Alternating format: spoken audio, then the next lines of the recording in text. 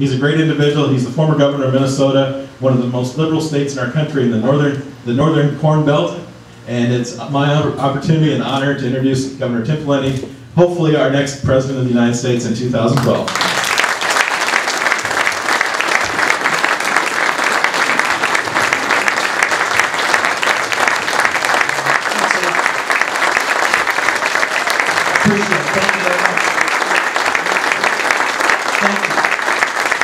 Thank you very, very much. Or as President Obama would say, you're welcome. To our friend who just spoke, that was a really fun and interesting presentation. I'm honored to have a chance to have seen it. And the Hebrew word that you shared with us was hineni, right? And so meaning here I am. And I'm reminded, of course, of the passage in the book of Isaiah where God asks, well, who shall I send and who will go for us? And Isaiah responds, here am I. Send me. And so at important junctures in our country's history, brave people have answered the call in various ways and said, here am I, send me. And each of us can serve in different ways. We all have been blessed with some different resources and opportunities and skills and some abilities. The question isn't, do you have them? The question is, how are you going to use them? Are you going to use them for meaningful purposes? And I think one of the most meaningful purposes we have in front of us as an opportunity and responsibility is the care and custody and progress of this great nation and the care and custody of freedom. And then President Dwight David Eisenhower said that the cause of freedom will not long be entrusted to the timid or the weak. It takes committed people who care enough to show up on a summer evening, on a Wednesday night, in a hotel or a ballroom facility in Iowa to say, this matters. The future of Iowa matters. Who's in these positions of city council and county commission and state legislature and governor and Congress? President matters.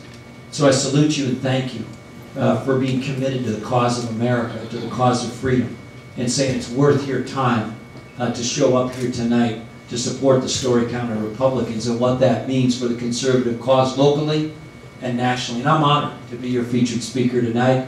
And I want to share with you just a few thoughts, and then we'll throw it open for questions and discussion.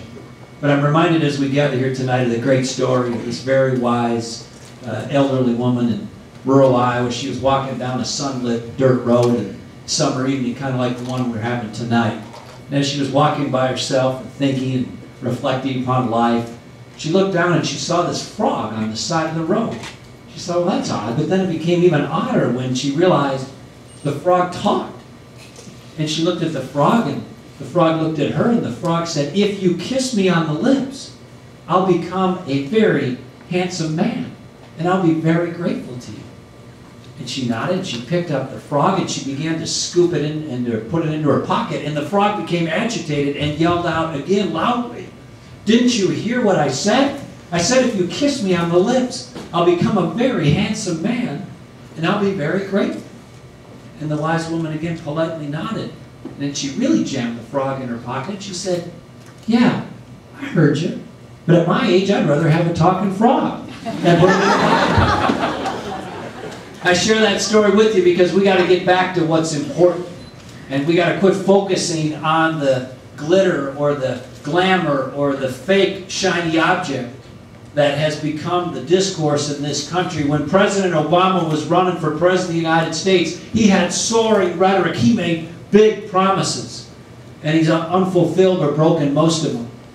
And now we have a president who has a country, is presiding over a country with nearly $4 a gallon gas, crushing levels of unemployment, a federal government that's out of control, an unconstitutional health care reform, a deficit and debt that is burying the future generations of this country and sinking the ability for this country to meet its obligations in a moral and responsible way.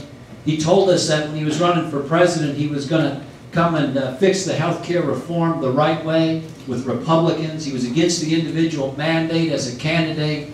He said he was going to work to control cost as a main focus. And then he went out to Washington, D.C. and just did the opposite. He jammed one of the most partisan, most misguided pieces of legislation down our throats. And now we have a president who basically has broken every other promise that he's made to the country.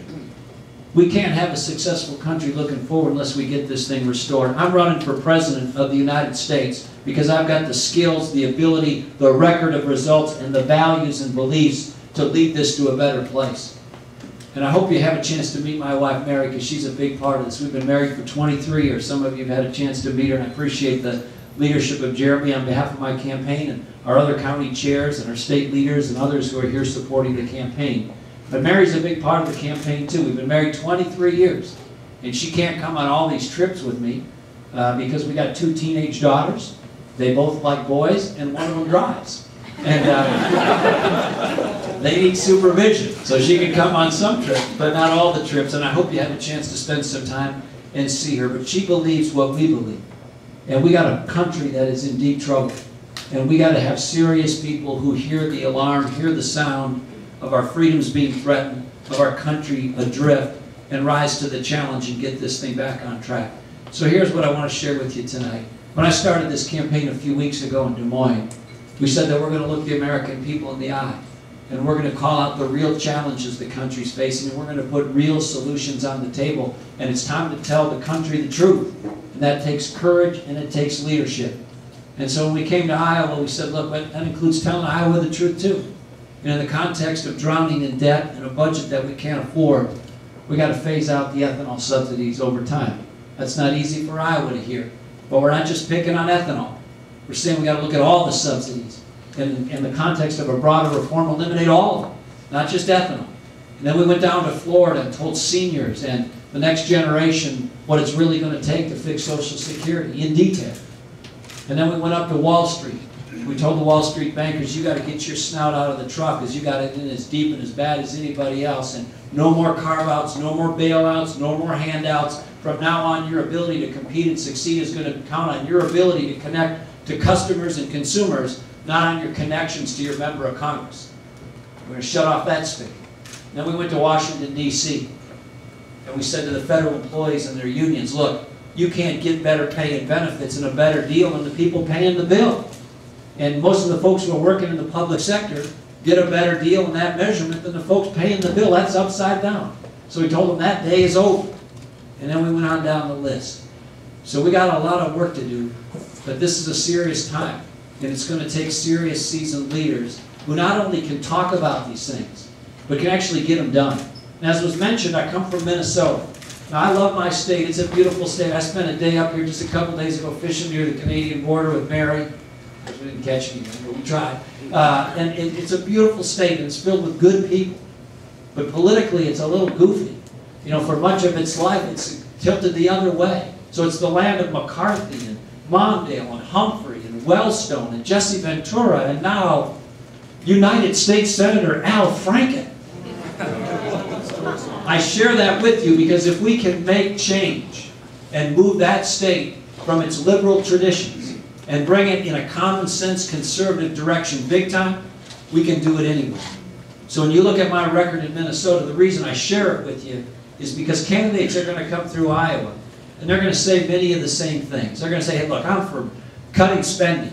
I'm for reducing taxes. I'm for market-based health care reform instead of government-based health care reform. I'm for fixing schools the right way on accountability and empowering parents about how they choose to and where they choose to send their kids to school. And I'm for making sure we fix these public employee pension issues. And I'm for being tough on terrorism and the like. So the interesting question, I think, for you, the Iowa Republicans and conservatives, is not, are the candidates saying many or all of the same things? I think the question for you is, have they actually done it? Is this a person who has the leadership and experience of being a CEO of a large public enterprise in a tough environment in a difficult circumstance, and not only giving speeches and offering failed amendments, but have they led it to conclusion to get results?